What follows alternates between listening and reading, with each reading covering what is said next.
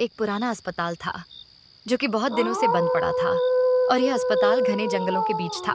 अरे भाई, सुना है वह बंद पड़ी अस्पताल फिर से शुरू हो गई है। चलो अच्छा है, यह अस्पताल वापस खुल गया। सबों को लगा कि यह अस्पताल अच्छा होगा, मगर इन्हें क्या पता कि अभी अस्पताल में भूतों का कब्जा हो गया है। एक दिन अस्पताल में 2 मरीज एडमिट होते हैं। उसके अगले ही सीट पर एक मरीज पहले से ही एडमिट होता है। क्या भाई, क्या हाल चाल, सब ठीक ठाक? लेकिन वह कुछ नहीं बोलता है। थोड़े ही देर बाद कहता है, अरे भाई, तुम सब यहाँ क्यों आए? शायद तुम्हें पता नहीं, यह एक मामूली सा अस्पताल नहीं है।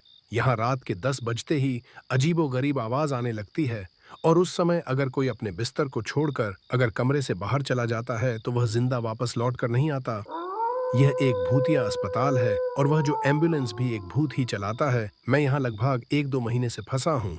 वह लोग बात कर ही रहे हैं।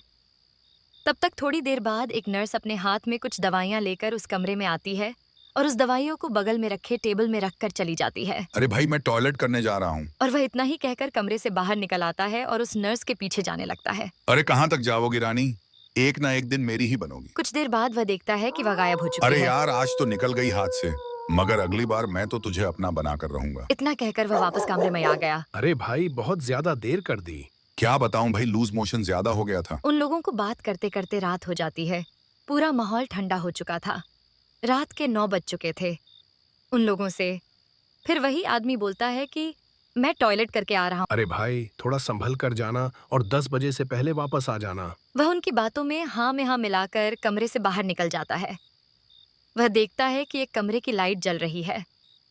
वह सोचता है कि कहीं वही नर्स तो इस कमरे में नहीं है। वाह! जल्दी एक खिड़की के पास आकार देखता है तो उसकी आंखें फटी रहती हैं।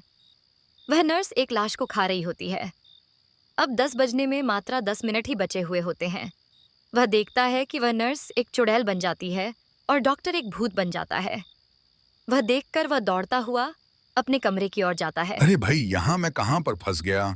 अरे भाई, यहाँ कोई डॉक्टर और नर्स नहीं है, बल्कि यहाँ सिर्फ भूतों का कब्जा है। मैंने पहले ही कहा था भाई कि यह कोई मामूली अस्पताल नहीं है। उसी रात वे लोग इस अस्पताल से निकलने के लिए योजना बनाते हैं और कहते हैं, नीचे वाले फ्लोर में एक बड़ी सी टूटी फूटी खिड़की है, हम उससे बाहर निकल सकते वह हैं। लोग किसी तरह रात गुजारकर ठीक सुबह होते ही उस खिड़की के पास पहुंच जाते हैं।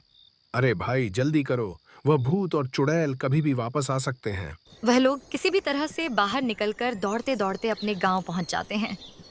वे लोग गांव पहुंचकर एक ज्योतिष के पास जाते हैं और उनको भी अस्पताल के बारे में बताते हैं। अच्छा, तो यह बात है। तुम सब चिंता मत करो, किसी भी तरह से उन भूतों को अस्पताल से बाहर निकालो।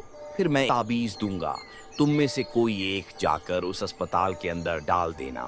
बस उस चुड़ैल और भूत का अंत हो जाएगा। सब ज्योतिष के कहे अनुसार करने की कोशिश करते हैं। वे लोग गांव में जाकर सारे लोगों को इकट्ठा कर उन्हें बोलते हैं, आज से कोई भी पुराने अस्पताल में इलाज के लिए नहीं जाएगा, क्योंकि उस अस्पताल में भूतों का कब्जा है। हमें किसी भी तरह से भूत को बाहर निकालना है। अगर हम इलाज के लिए नहीं जाएंगे तो वह छटपटाकर बाहर निकल जाएगा। सब हाँ में हाँ मिलाकर उस अस्पताल में जाना छोड़ देते हैं। कुछ दिनों के बाद उस अस्पताल का भूत और चुड़ैल गांव की तरफ आने लगते हैं। एक दिन रात होने से पहले 2 लोग अस्पताल के एक खिड़की के पास जाकर छुप जाते हैं। जैसे ही वह भूत और चुड़ैल बाहर निकलता है, वैसे ही वे लोग उस ताबीज को खिड़की से अंदर फेंक देते हैं। कुछ देर बाद वह भूत और चुड़ैल का खात्मा हो जाता है।